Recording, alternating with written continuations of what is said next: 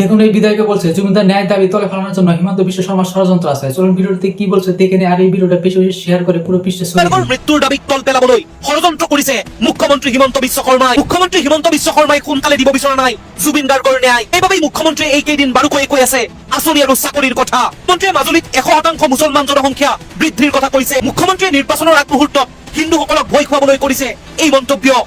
তেওঁ কৈছে মাজুলীত 100% বৃদ্ধি মুছলমান। যোৱাৰাকী মুখ্যমন্ত্ৰীয়ে অসমৰ জনসাধাৰণে জুবিন গাৰ্গৰ অনাকাংক্ষিত মৃত্যুৰ ন্যায় বিচাৰি যি দাবী জনাইছে সেইটোক তল পেলোৱাৰ কাৰণে ই এক নতুন ষড়যন্ত্ৰ বুলি আমাৰ ধাৰণা হৈছে।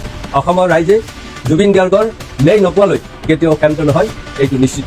আমি দেখিছোঁ এইকেইদিন মুখ্যমন্ত্ৰীগৰাকীয়ে বিভিন্ন আঁচনি আৰু চাকৰিৰ কথা বাৰুকৈয়ে ৰাইজৰ আগত প্ৰকাশ কৰা দেখিছোঁ। এইবিলাকেৰে আমি নিশ্চিত হৈছোঁ যে জুবিন গাৰ্গৰ ন্যায় মুখ্যমন্ত্ৰীয়ে সোনকালে দিব বিচৰা নাই। মই অসমবাসীলৈ আহ্বান জনাইছোঁ যে আঁচনিৰ প্ৰলোভনেৰে আমাৰ হিয়াৰ আমঠু জুবিন গাৰ্গৰ মৃত্যুৰ ন্যায় যাতে ব্যাঘাত নজন্মে তাৰ বাবে আমি সততে সচেষ্ট হৈ থাকিব লাগিব। ধন্যবাদ।